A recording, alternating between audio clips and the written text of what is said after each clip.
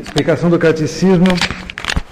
Nós prosseguimos a explicação, vamos terminar a explicação dos sacramentos em geral, para começar a do primeiro sacramento, o sacramento do batismo.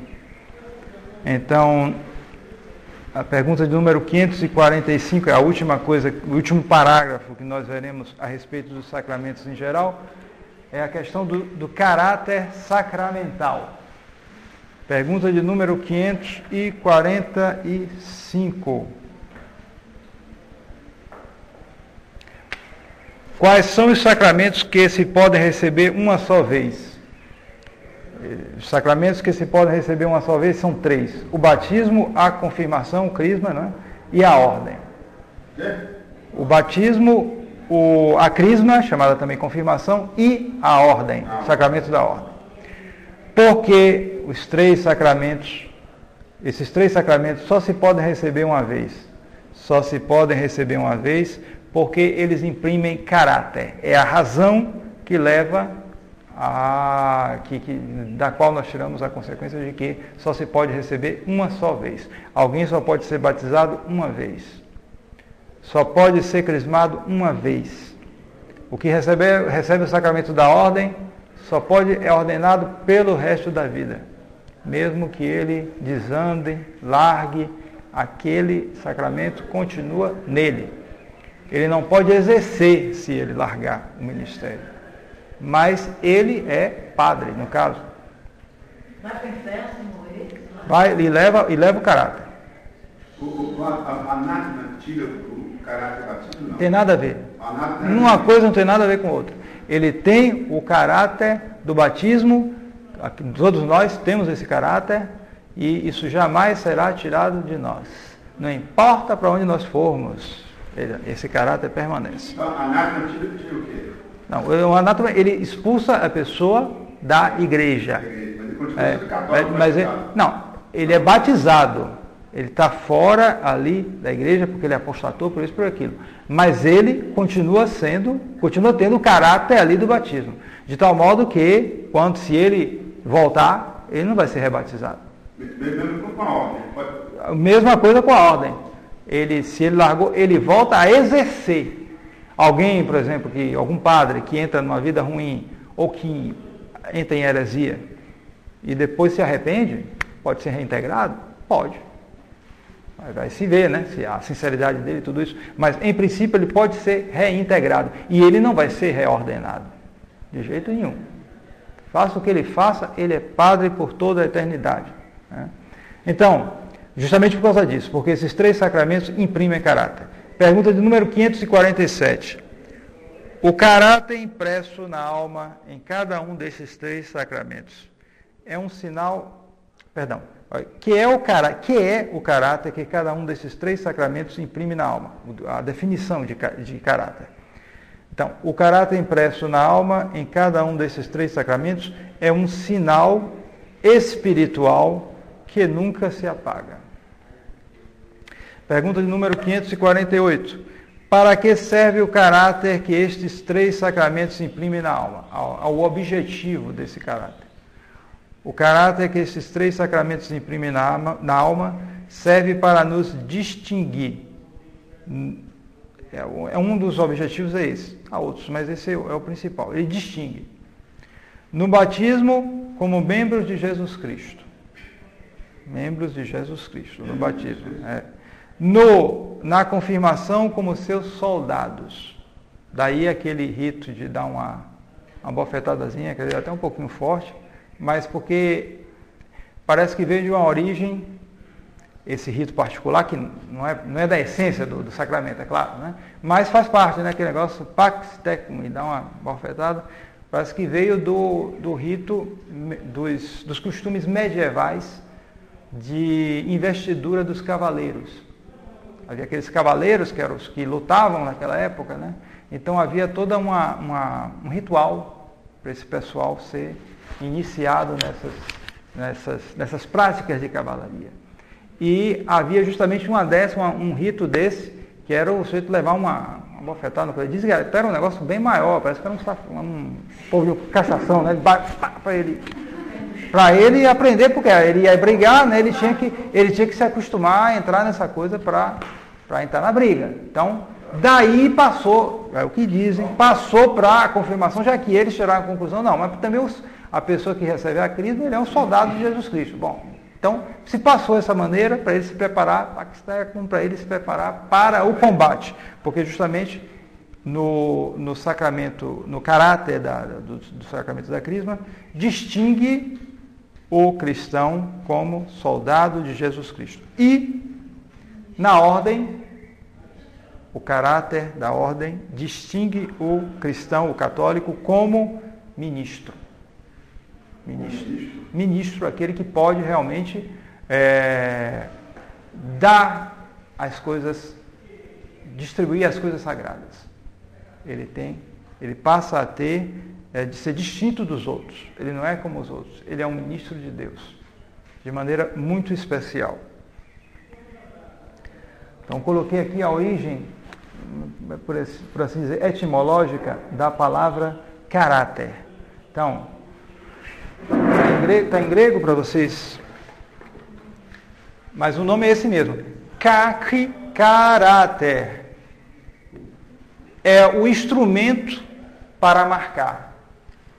Alguma coisa para marcar incisiva em alguma coisa, com a ponte aguda que marcava. Né? Então o instrumento chamava caráter. O instrumento. Veja como as coisas o sentido das palavras vai modificando. Então, o verbo, o que é que o caráter, o instrumento faz? Ele marca. Então, o verbo marcar é karasen, marcar. A partir daí se passou a utilizar o instrumento como efeito. Quer dizer, o instrumento, caráter, karasen, marca. E o efeito é a marca, né? Você tem se você considerar isso aqui um caráter, um instrumento que marca o quadro, né? Então, marquei aqui. Então, o instrumento é o caráter. O ato de marcar, o verbo é karasen, né? Marcar. O efeito será o quê? Eles passaram a tomar o efeito como o instrumento, caráter. Então, imprimiu caráter. Imprimiu um sinal. E no caso aqui, esse passou a significar justamente um sinal indelével, um sinal que não se apaga com o tempo. Ele permanece. Por isso é que não se pode repetir este sacramento.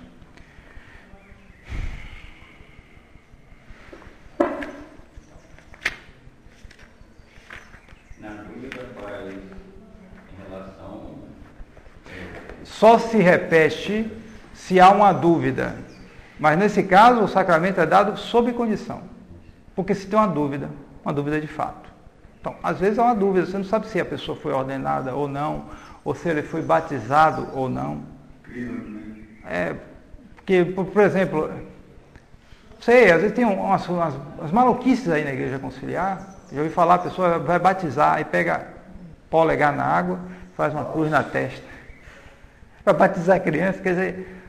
Certamente é batizado, mas você fica... Como é que você vai dar um banho de regeneração fazendo uma cruz com o polegar? Quer dizer, que maluquice. Mas já me disseram que tem coisa por aí.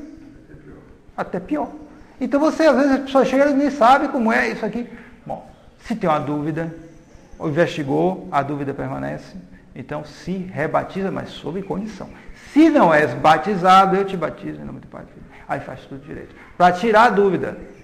É uma situação de fato. Infelizmente, isso hoje ocorre muito. Mas é dado sob condição. Porque se foi batizado, isso que a gente está fazendo não é válido. Está entendendo? Aí na dúvida a gente faz assim. Não, também não faz mal nenhum, porque é sob condição, a gente não tem dúvida. A gente tem dúvida, ninguém está obrigado ao impossível.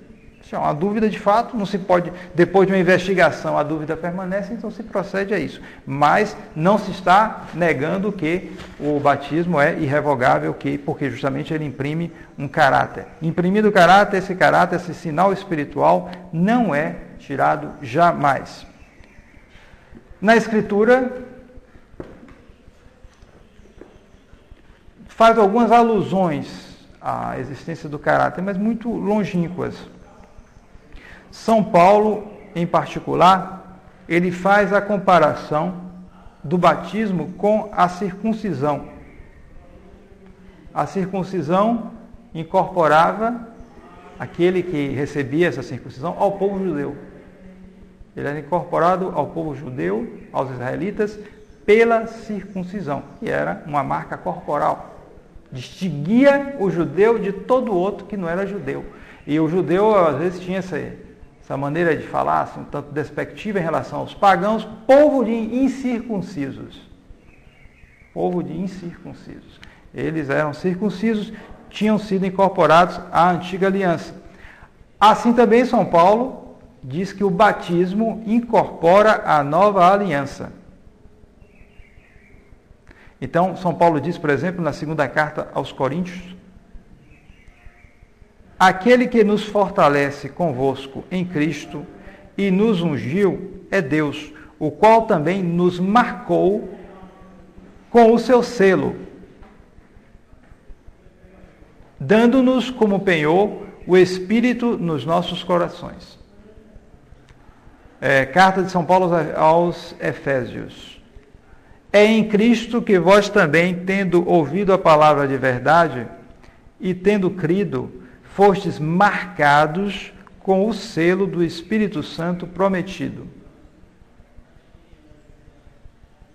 Também em Efésios: não entristeçais o Espírito Santo de Deus, por meio do qual recebestes a marca para o dia da redenção. Então, o batismo é, por assim dizer, a circuncisão dos cristãos. E é algo que marca. Dá o selo, ele fica marcado com aquilo. Então, assim como a marca da circuncisão era indelével, alguém que recebia a circuncisão, ponto final, estava circuncidado, assim também o batismo, a gente leva à conclusão de que essa marca espiritual do batismo é indelével. Ela permanece. Então, não é uma alusão com fundamento na Escritura da existência do caráter sacramental, no caso, para o batismo. Quem fazia a circuncisão? Era o sacerdote. O sacerdote que fazia na criança, só ele. Bom, às vezes os pais podiam fazer, podiam fazer. Podiam fazer os pais, eu acho. O membro mais velho da família, com 8 dias, podia fazer também. Né? E era uma coisa que se diz que parece que acho que 10% morriam, né, das crianças por causa das infecções. Só não conhecia, era com a pedra bem pontiaguda. Então, dava infecção, muitos morriam, as crianças recém-nascidas, mas era assim, enfim. O batismo pode ser dado em caso extraordinário, com lei também que não é fácil. Exatamente. Aí a gente vai ver isso aqui, a questão do ministro do batismo. Né? Os santos padres desenvolveram essas ideias a partir dos textos bíblicos, aplicando também para a ordem e para a crisma. E foi a escolástica, já na Idade Média, onde se desenvolveu mais a teoria do caráter sacramental. São Tomás diz que todo caráter torna capaz diretamente de atos cultuais e indiretamente da graça, sem a qual esses atos cultuais não poderiam ser feitos dignamente. O caráter é moralmente indiferente em si mesmo, pode ser usado bem ou mal.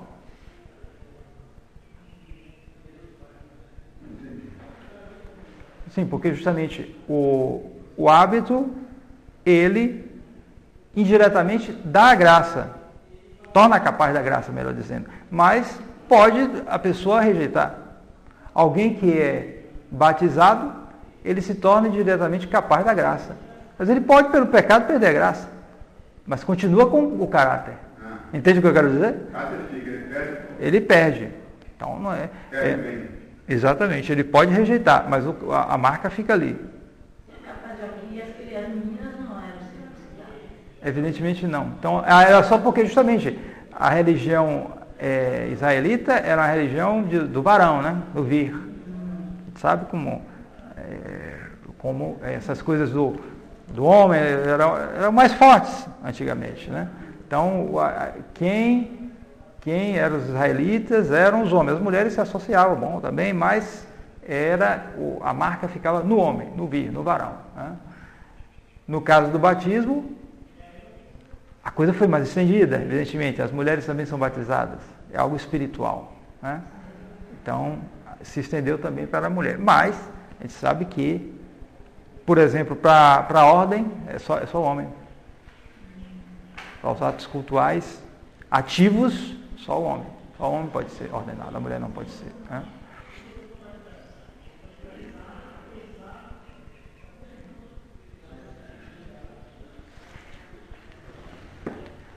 Então, passemos agora para a questão,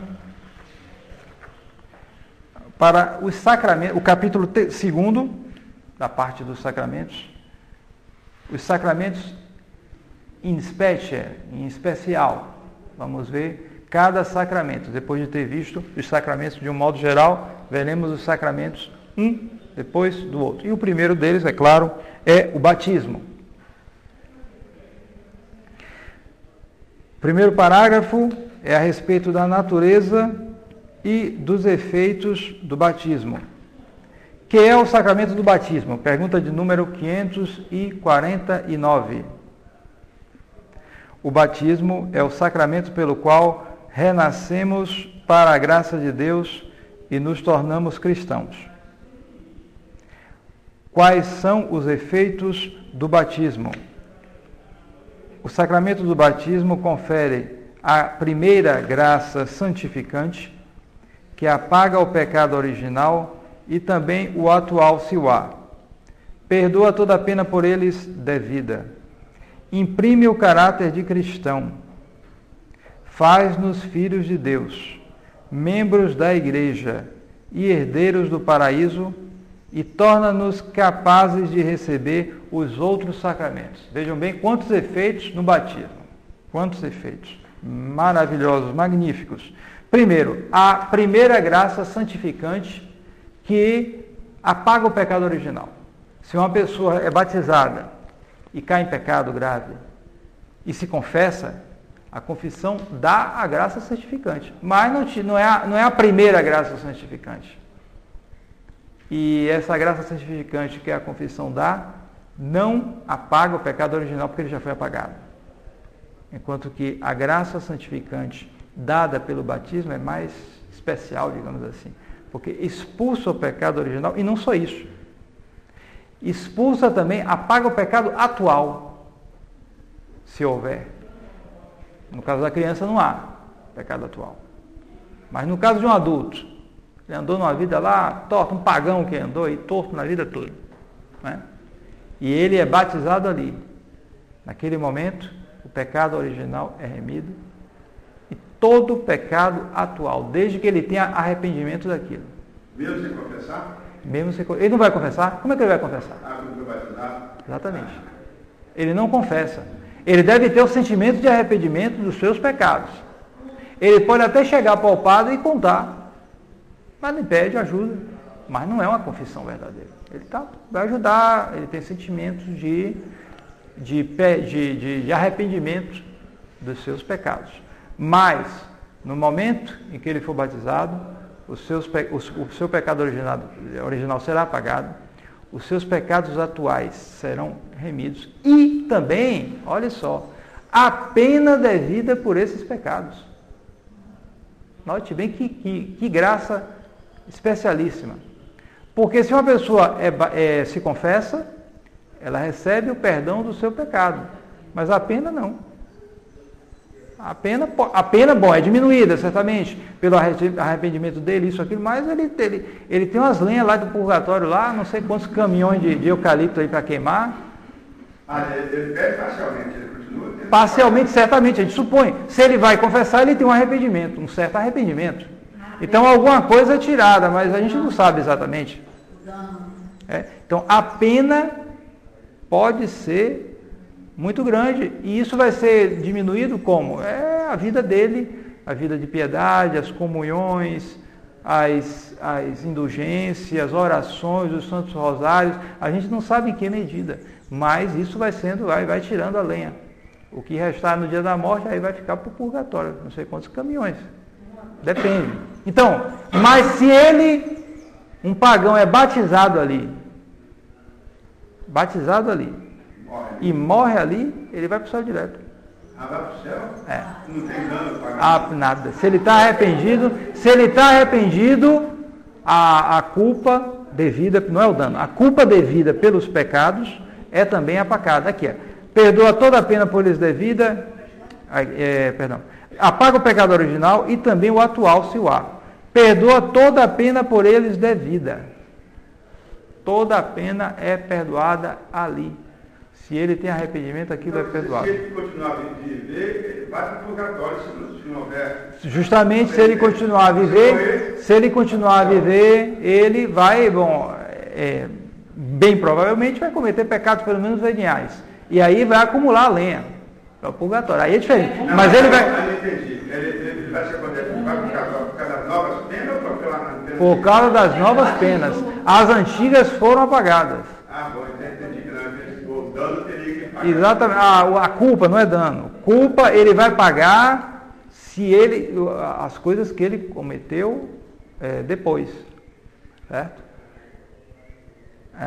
Culpa não. Pena. Pena por eles devida. Ele vai pagar a partir do momento que ele foi batizado. Antes não. E por isso se conta aquele caso daquele africano que foi preso, foi chamado para a delegacia para dar um depoimento. Qualquer coisa que ele não tinha nada a ver, né? Chamaram ele, aí tá bom, tá lá.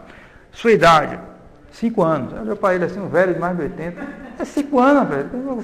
Velho aí, vou dizendo que está 5 anos. Não, mas é que eu fui batizado há 5 anos e o resto não prestou para nada, né?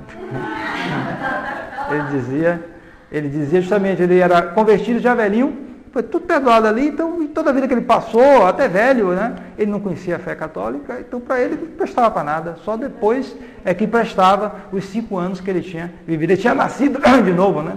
É um novo nascimento, né? Como se chama. Também, como foi dito, imprime caráter, o caráter de cristão, faz-nos filhos de Deus, né? Membros da igreja, alguém só é membro da igreja católica pelo batismo. Né? Só é membro da igreja pelo batismo. Uma pergunta, um protestante que é batizado validamente, o que é que ocorre com ele? Ele se torna membro da igreja católica? Não, se torna membro da igreja católica. Menino, né? Menino, criança. Uma criança de uma seita herética que é batizada validamente se torna membro da igreja católica. Porque o batismo é válido. E o batismo faz membro da igreja. Agora, provavelmente, com a idade, tudo, ele vai desviar e vai apostatar. Certo? Sim, se ele se converter é outra coisa, mas o que ocorre normalmente é isso. Ele depois vai aprender aquelas heresias, vai ser desviado. Mas ele pequenininho ali, se ele morrer, ele vai para o céu. Vai para o céu direto. E o adulto, o protestante? Aí é diferente, porque ele já é batizado, porém com disposições erradas, com aqueles princípios de fé errados, etc. Ele é batizado, faz um efeito, mas a questão a questão dos pecados atuais, se ele tem verdadeira contrição dos seus pecados, aí é diferente. Porque ele vai ser batizado numa heresia. Aí é diferente. Mas um menino, uma criancinha, ele é batizado, ele é membro da igreja católica. Membro da igreja católica. Eu digo um adulto protestante. Isso é o que eu estou dizendo. Um adulto não se torna membro da igreja católica. Porque logo depois ele se torna, por assim dizer, ele vai ser batizado, mas ele vai professar uma heresia. Sim, mas então o batismo tira o pecado original dele, certo? Se for válido, tira. Mas ele vai professar aquelas heresias, então quase que imediatamente ele vai entrar em pecado, então os pecados atuais deles, é duvidoso se ele vai ser perdoado disso. Se ele não tem contrição daqueles pecados. Não se arrependeu. Agora, o pecado original é apagado. Enquanto que No caso da criança, não. Ele se torna membro da Igreja Católica, tranquilamente. O sacramento ele tem valor assim mesmo, não precisa... Se tem a matéria, se tem a forma, se tem a intenção, ele tem valor. E por isso um herege não se rebatiza. A não ser que haja dúvida sobre o sacramento. O que às vezes há. Aí é diferente.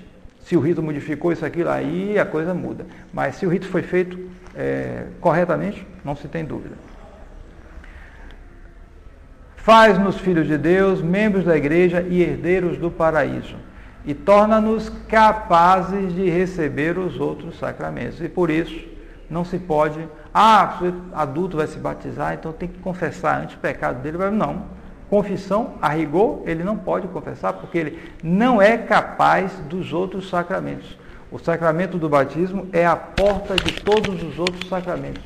Começa tudo aí, depois que vem o resto. Mas a primeira coisa é o batismo. É o que abre a porta para tudo. Ninguém pode receber os outros sacramentos, ninguém pode receber a Eucaristia, ninguém pode receber a confirmação, nada disso. Ninguém pode ser padre se não é batizado. Primeiro, a porta, não. Se não recebeu o batismo, não adianta. É a porta de todos os sacramentos. Depois nós vamos passar para natureza e efeitos, nós vamos passar para a matéria do batismo. Qual é a matéria do batismo? A matéria do batismo é a água natural que se derrama sobre a cabeça do batizado de maneira que escorra. Daí porque você que faz uma coisa, você fica meio... Bom, escorre um pouquinho, né? Mas fica na dúvida, meio duvidoso. Não. E qual a forma do batismo? A forma do batismo é esta. Eu te batizo em nome do Pai, e do Filho e do Espírito Santo. A matéria em si é essa, a água. Mas normalmente no batismo que se faz, solene, com batismo, com todos os ritos, é a água batismal.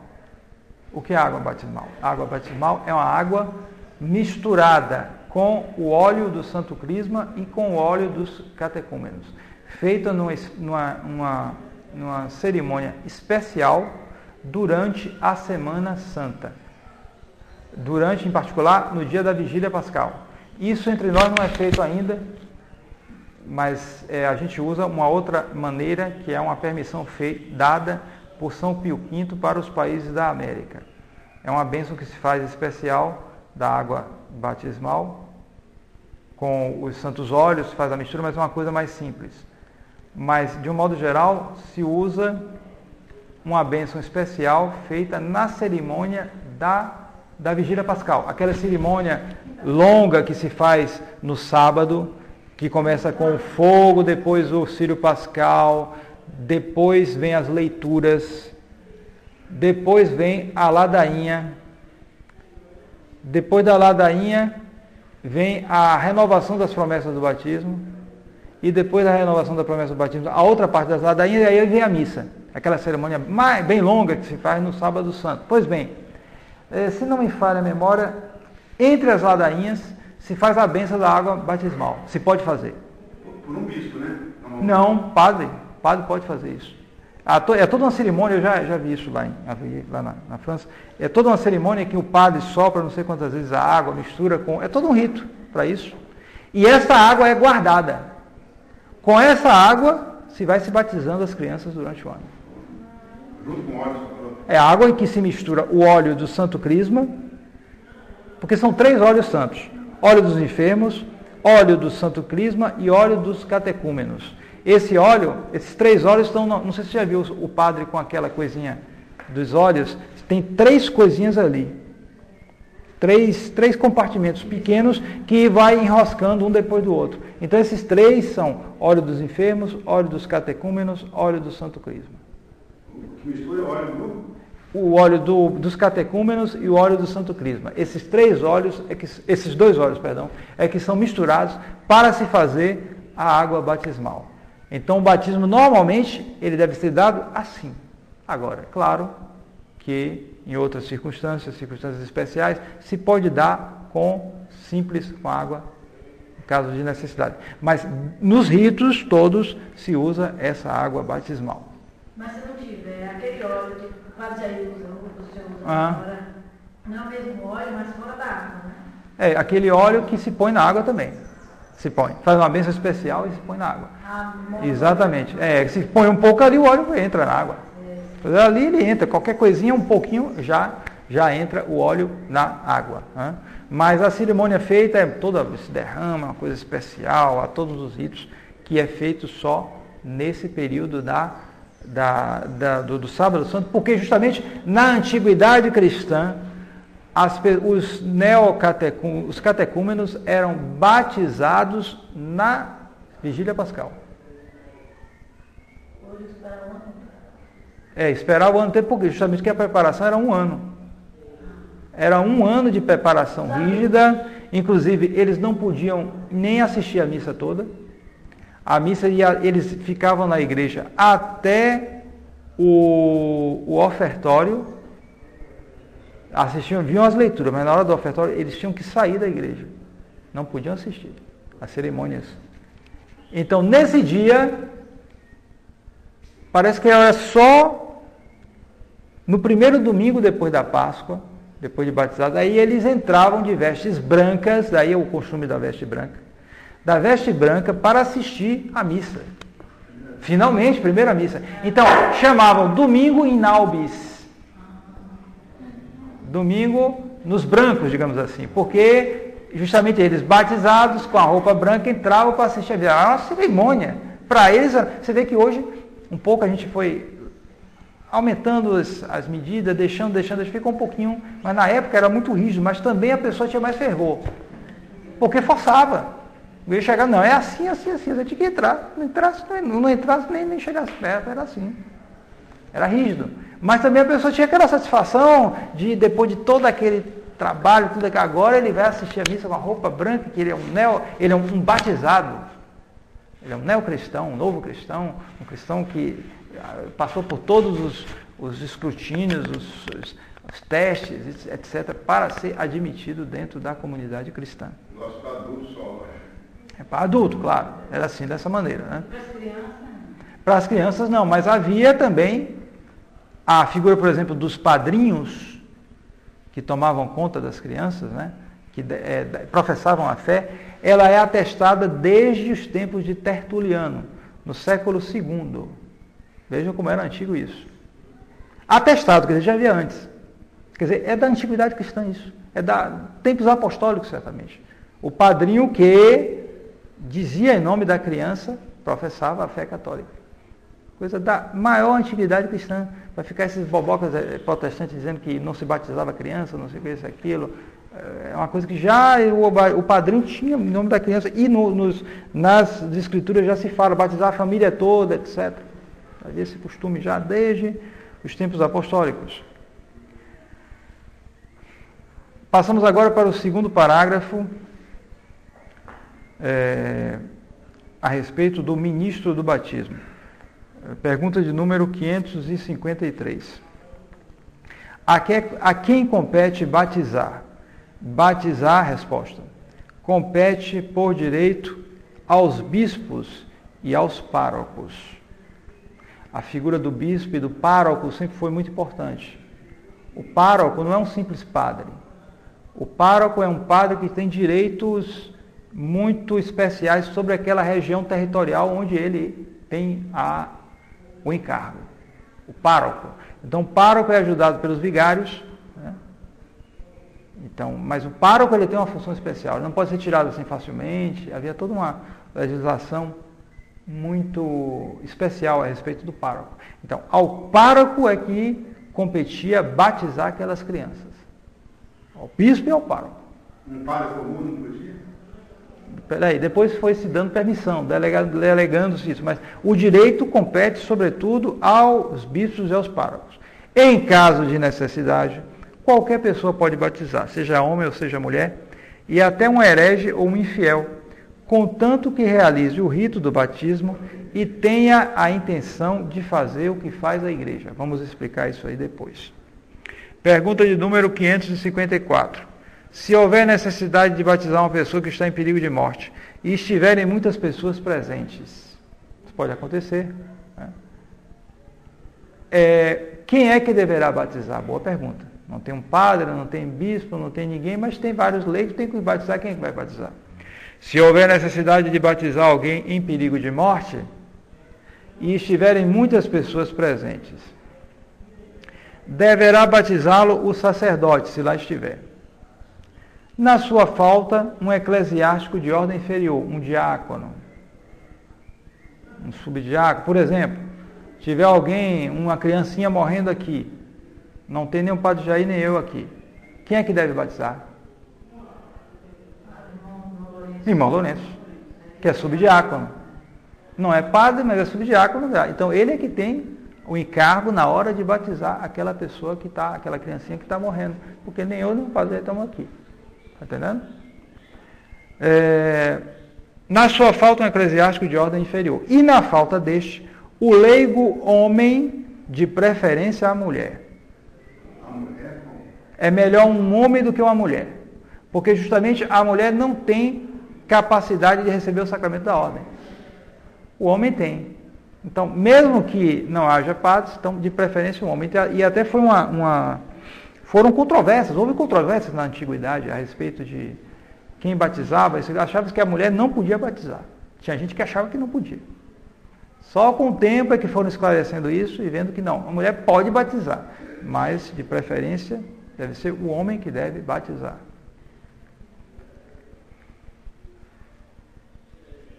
A não ser que a perícia maior da mulher ou a decência exijam o contrário. A mulher pode saber batizar melhor que o homem, que pode ser uma pessoa sem conhecimento e, sei lá, não sabe direito a forma, a mulher conhece aquilo direitinho, aí pode batizar nesse caso. O que leva em conta, sobretudo, é a necessidade do sacramento, e que seja bem conferido, seja validamente conferido. No caso de necessidade, todas essas restrições caem. Então, eu coloquei aqui no quadro, porque a gente está falando justamente da... ainda tem mais uma pergunta. Né? Exatamente. Pergunta de número 555. Quem batiza deve ter... Que intenção deve ter quem batiza? Quem batiza deve ter a intenção de fazer o que faz a Santa Igreja ao batizar. Notem bem que essa intenção aqui de que fala a pergunta é a intenção objetiva, está fora da pessoa, certo? A intenção subjetiva, eu dividi aqui, acho que eu já fiz essa divisão. Intenção subjetiva pode ser atual, virtual ou habitual.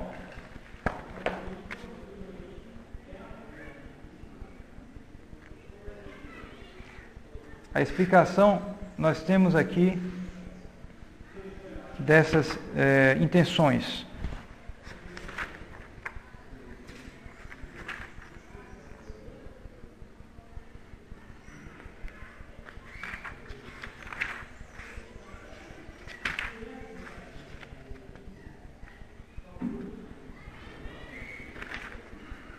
Bom, primeira intenção atual. É a determinação estabelecida antes e continuada durante a ação de realizar o sacramento, unida com a atenção a todos os elementos da ação. Notem bem que intenção não é a atenção. Intenção você determina, eu quero fazer isso. Atenção você está fazendo, a todo momento você está prestando atenção no que você está fazendo. Né? Então eu quero desenhar uma casa. Então, eu tenho a intenção, se a minha intenção é atual, então eu vou ter a intenção, eu quero desenhar uma casa. E eu vou ter a maior atenção em cada momento na casa que eu estou fazendo. Tudo direito, tudo calculadozinho, para não errar nada, para não fazer nenhum borrão. A coisa é uma intenção atual, a cada momento eu estou fazendo. Intenção virtual é a que foi concebida também precedentemente, mas continua durante a administração, não na sua eficácia.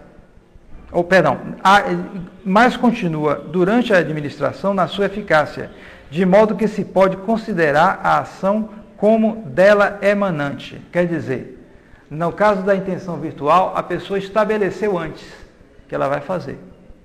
Na hora, ela continua fazendo. Mas não quer dizer que ela tenha atenção a todo momento no que ela está fazendo. Ela pode ter momentos de distração. Fazer uma coisa, ela distrai um pouco, faz aquilo, sentei aquela. Mas ela está fazendo, ela faz a coisa. Estão entendendo a diferença? Quer dizer, no caso da intenção atual, existe a predeterminação e existe a atenção para cada uma das coisas em todo momento. No caso da intenção virtual, existe a predeterminação de fazer a coisa, mas existe uma atenção, mas não é uma atenção completa, existem momentos de distração, certo? Agora, a intenção é habitual quando o ato de vontade correspondente foi feito precedentemente, mas não existe mais e não continua durante a conferição, sem ter sido, porém, formalmente revogado, de modo que essa intenção não exerce nenhuma influência eficaz sobre a ação. É o caso da pessoa que ele quer desenhar uma casa, tá bom. Ele quer desenhar, mas aquilo ele teve intenção e depois ele esqueceu. Na hora, ele, sei lá, tem sonambulismo, acordou de noite meio... E não tinha nada para falar, meio assim, fez uma casa assim. Aí ocorre isso, né? Pessoas com sonambulismo. Ele não teve atenção nenhuma, ele fez aquilo por fazer, sem a menor intenção de fazer realmente um trabalho. Então, essa intenção foi habitual. O hábito levou ele a reagir daquela maneira. O caso da pessoa distraidíssima que faz aquela coisa sem saber nem o que está fazendo.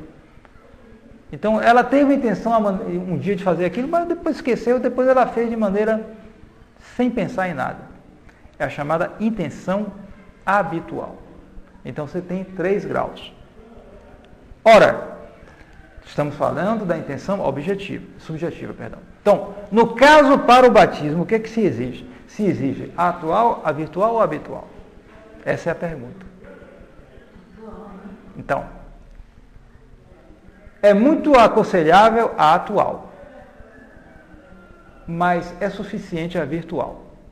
A habitual é que a gente é inaceitável. Estão entendendo? Mas é aconselhável a atual? É aconselhável a atual, mas se admite a virtual. Só não é aceitável a habitual. É preciso que haja alguma intenção. Mas, é claro, você não vai exigir que o ministro tenha uma atenção, o momento, tudo que ele está fazendo absolutamente devido à fraqueza humana. Já pensou? Será que esse padre está com atenção para fazer isso, aquilo, ia ficar... Não, basta que o padre tenha a determinação e faça a coisa, pronto. Mas é preciso que ele tenha alguma intenção. Alguma coisa tem que ter e alguma atenção durante o ato. Estão entendendo? Então, isso aí com relação à intenção subjetiva. Agora, com relação à intenção objetiva,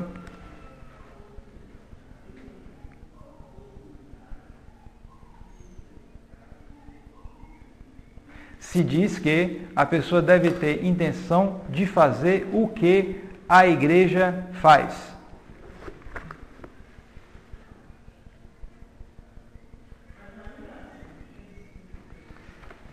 O que quer dizer isso?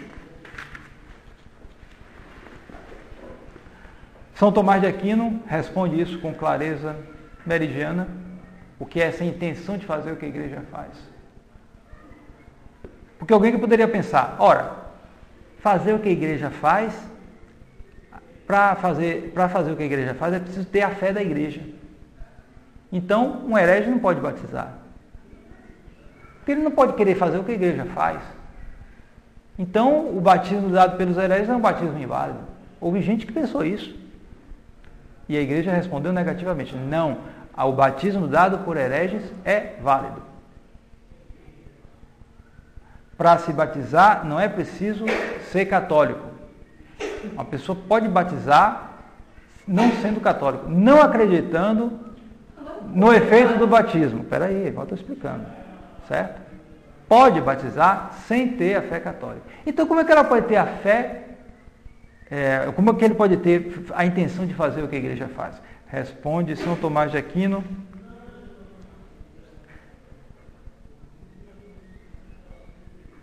A incredulidade, quando o ministro sabe que mediante o rito por ele realizado.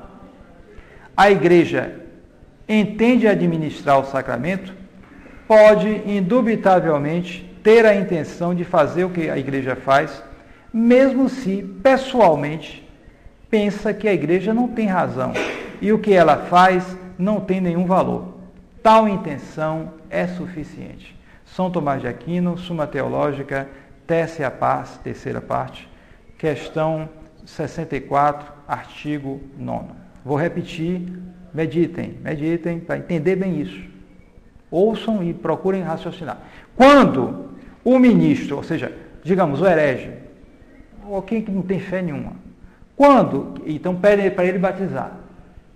Ele vai batizar, ele pede para ele batizar, faça aqui, faz para batizar, o menino está morrendo, ele não acredita, mas ele aceita. Ele diz, tá bom, eu faço isso, até para ajudar a pessoa está aflita, eu vou batizar, sei lá. Quando o ministro sabe que, mediante o rito por ele realizado, a igreja entende administrar o sacramento, pode indubitavelmente ter a intenção de fazer o que a igreja faz, mesmo se pessoalmente pensa que a igreja não tem razão e o que ela faz não tem nenhum valor. Então, digamos, um maometano. Um maometano, a pessoa vê uma criancinha morrendo. Ele sabe que aquela criancinha é católica. Ele tem muita amizade aos pais dela. Sabe que os pais dela tinham um desejo imenso que a criança não morra sem um batismo. Certo? Então ele, eu vou fazer isso para fulana. Eu sei que fulana, que é minha amiga, vai ficar louca se souber que o filho dele morreu. A filha dele morreu sem batismo. Então, ele sabe que os católicos entendem que o batismo tem o efeito, tira o pecado original, quer dizer, o batismo faz uma coisa na criança, que todos os católicos batizam seus filhos. Ele sabe disso. Ele não acredita, mas ele sabe disso.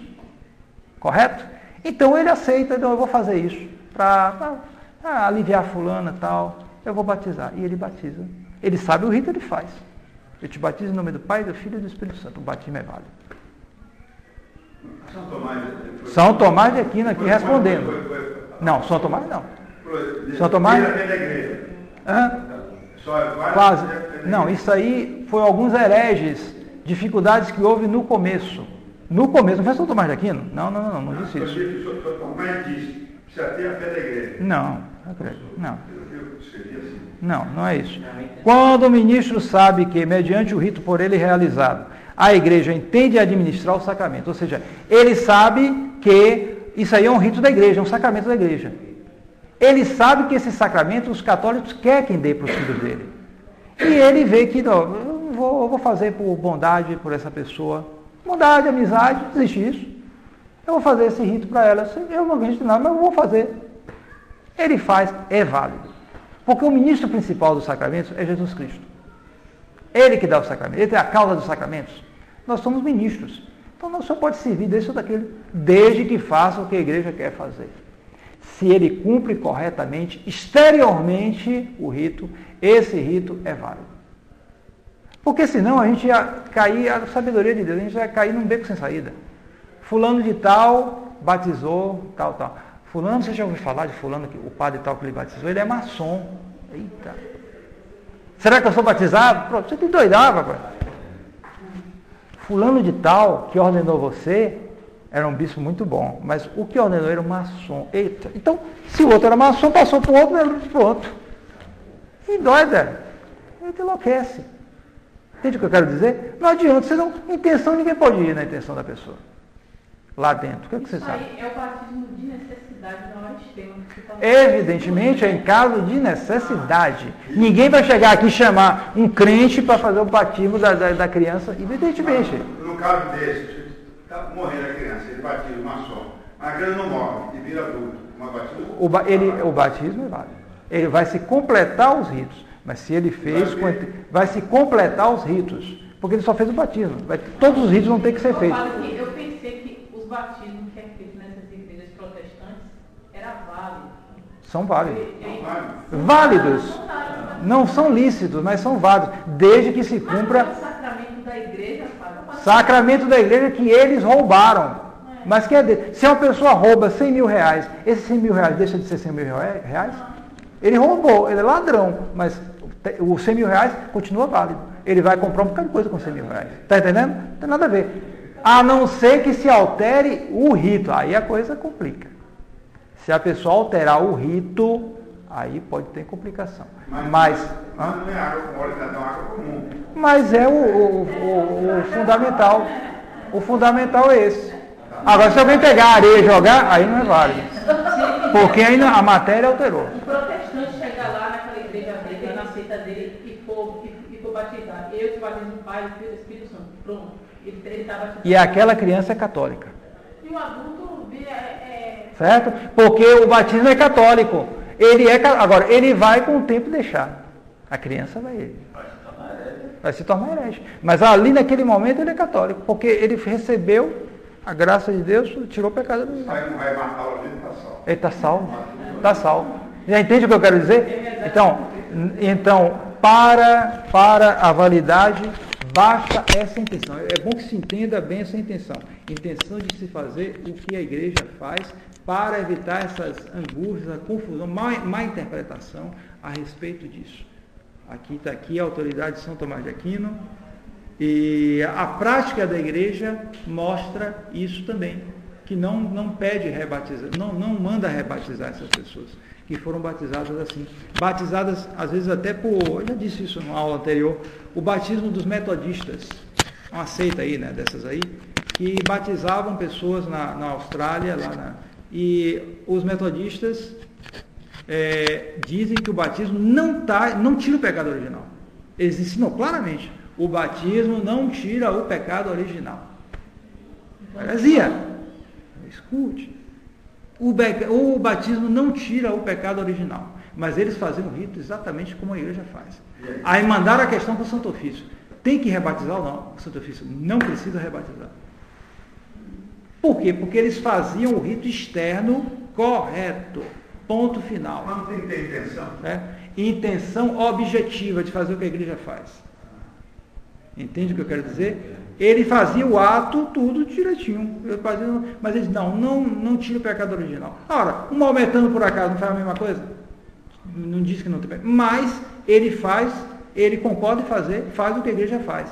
Por aí, administra. Ponto final. Houve uma disputa sobre isso, mas o Santo Ofício decidiu. Não precisa rebatizar. Certo? Mas eles creem no pecado original ou eles não creem que existe? Eles têm, no caso dos metodistas, eu nem sei se tira, não tira. Acho que deve ser aquela questão da justificação pela fé. Deve ser por aí, porque eles não acreditam em eficácia de sacramentos. Em geral, não acreditam nisso. Então, mas eles faziam o rito todo direito, todo arrumado, tudo. Então, nesse caso, o Santo Ofício decidiu que não precisava rebatizar. Enquanto que, no caso da ordem, eles decidiram que os anglicanos o sacramento dele não era válido, porque eles alteravam o rito exteriormente. Aí, pronto, aí complicou. Até os hereges também, lá no Oriente também, não é válido. Depende da alteração que é feita. Se vai na essência, altera. Assim, por exemplo, aquele rito de Shaddai, um rito lá de cismáticos, não sei direito, lá de hereges, lá do Oriente. Eles tiravam as palavras da consagração. Aí não é válido. No entanto, o Ratzinger disse que era válido. Né? Bom, aí é diferente, né? Não foi o Santo Ofício dos tempos antigos. Né? Essas religiões acreditam em pecado original ou não? Eles acreditam. Aí depende, tem que ver cada seita. Uns acreditam. Não sei. Não sei se eu acho que não. Porque eles não batizam. Judeu acredita? Judeu, eles têm uma espécie de crença porque a circuncisão servia com isso. Tinha uma certa função para isso. Aí o judeu sim. O maometano não sei. O maometano não tem batismo em nada. Protestante sim, depende da seita. Depende da seita. Não sei. Uma coisa, não vai tirar os 3 exorcismos, esses 3 exorcismos. Eu sei que o outro batismo é válido na igreja nova, né? Mas sem os 3 exorcismos, tem interferência. Interferência nos frutos do batismo. Quer dizer, essa criança terá muito mais facilidade depois de cair em pecado, de perder a graça, de ter complicações diversas.